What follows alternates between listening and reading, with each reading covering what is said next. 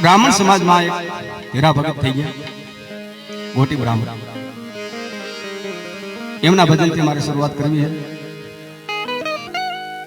જ્યાં બાળપણ હતું ત્યાં પોતાના પિતાશ્રી સ્વર્ગસ્થ હીરા ભગત એકલા પડી ગયા. ધીમે ધીમે ધીમે ધીમે ધીમે મોટા થતા થતા કામકાજ લાગ્યા એટલે માડીએ પોતાના માએ વાત કરી, મારે આ ભગતનું ગમે આવે સંબંધ કરવો, સંબંધ કરાવી દઉં, લગ્ન કરાવી દઉં, થોડો કામનો બોજો મારા માથેથી ઓછો થાય. હીરા ભગતને બોલાવી કીધું કે તારા વેસવાળ માટે મેં જવાના છે, નહીં માં એ નહીં કરતા. એમનું કારણ મારે સંસારમાં પડવું નથી, મારે સંસાર બાંધવાનો નથી, મારે માલિકની ભક્તિ કરવી છે બસ. મારે મારા સદગુરુનું શરણ પકડીને મારે સત્માર્ગે આવડવું છે. મને સંસારમાં પાડતા નથી. પોતાની જનેતા એમ કહે છે કે હે દીકરા, તું તારું ઘર નહીં બાંધ, હું કેટલાક દિવસ ને કદાચ તું ભગત થઈને વયો જા તો મારું કોણ? આ જગતમાં પછી મારું કોણ? સંસાર તો તારે બાંધવાનો.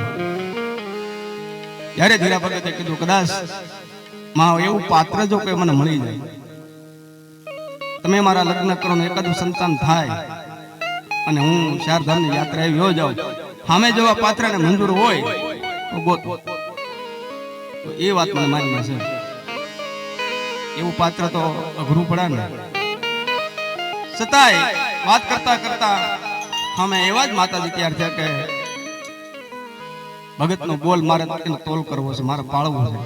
એક સંતાન થાય એટલે ભગતને જવું તો શું. સંબંધ કર્યો, લગ્ન કર્યા, પોતાની આ દીકરાનો જન્મ થયો. હીરા ભગતે કીધું માં અહીંયા તમારું વેણ મેં પાડી દીધું છે, હવે મારું વેણ પાળો કે મારે ચારધામની યાત્રાએ નીકળી જવું છે. હવે હું બોલી એટલે બીજું નહીં બોલવું. વસનનો બોલનો તોલ થતો. ઘણા બધા વડીલો ની હાજરી છે કે બોલાઈ જાય એકવાર એટલે કે મારથી બોલાઈ ગયું એટલે વાત પૂરી થઈ ગઈ. પછી એમાં લીટો હોય, લીટો અને ઘરડો બહુ ફેર પડે. શ્રદ્ધાંજલિ આજે એવી રીતે બેનને આપે છે, જાગરણ થઈ જાય એમની પાસે, ઉજાગરો નથી કરવું. પાણીની માલ પર તમે આમ લીટો પાડો પણ કેટલી ઘડી રહી. અહીંયા બધા મારા બધા મોરબીઓ વડીલો જ બધા બેઠા છે, મને કઈ ખ્યાલ જ નથી, ખબર જ નથી. પણ એ પાણીની અંદર આમ તમારે શીરડો પાડવો કરે એટલે એક જ સેકન્ડમાં પાછો તમને ભેળો. એમાં આપણો આ જે છે કદાચ થાય નહીં થાય તો ઘડીકમાં પાછું ભેળો. ઘરડો નથી પાડવાનો. ઘરડા નથી ગયા, હાડમાં ઉતરી જાય, ઘરડા ન જાય. ભગતના લગ્ન કર્યા, એક સંતાન થયું, વિદાય લીધી, તેમના પત્નીને મળ્યા. ચારધામની યાત્રા એવું આવશું, નક્કી ન હોય કેટલો સમય આમાં લાગે. કદાચ મારા નાથની કૃપા હોય ને મળી તો ઠીક છે, ને જાય છે આરામ કરીને હીરા ભગત નીકળી ગયા. હાલતા હાલતા હાલતા હાલતા ઘણો સમય નીકળી ગયો. 5 વર્ષ, 7 વર્ષ, 8 વર્ષ, 10 વર્ષ, 15 વર્ષ, 25 વર્ષ થઈ ગયા. 25 વર્ષ થયા પછી હીરા ભગતને પાછું થયું કે હું થોડોક આમ ગામ તરફ વળું, મારું જૂનું ગામ છે, મારે એકાદો આટો જવો જોઈએ.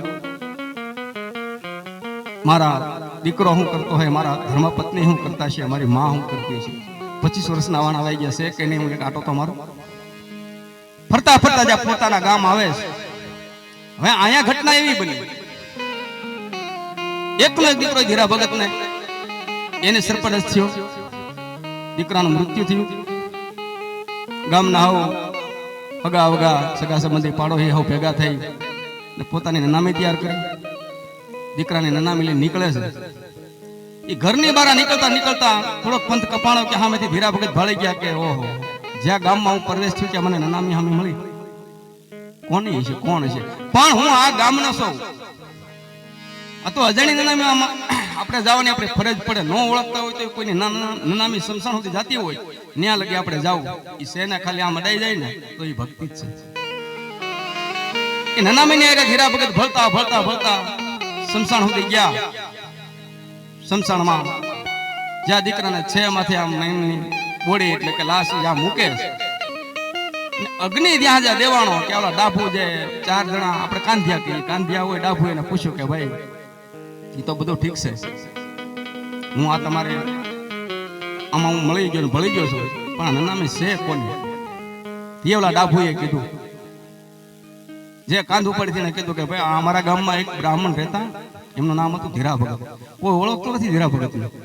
25 વર્ષના વાણ આવે છે એટલે દાઢી એની જતા એટલે કે બાપુ અમારા ગામમાં એક બ્રાહ્મણ રહેતા હતા, એમને એકનો એક દીકરો હતો, એને સરપંચ છે ને એમની નામ છે, આ છે એમની બળે છે. ઓહો, એમની છે કે હા, પોતાને નક્કી છે કે હા મારો દીકરો છે.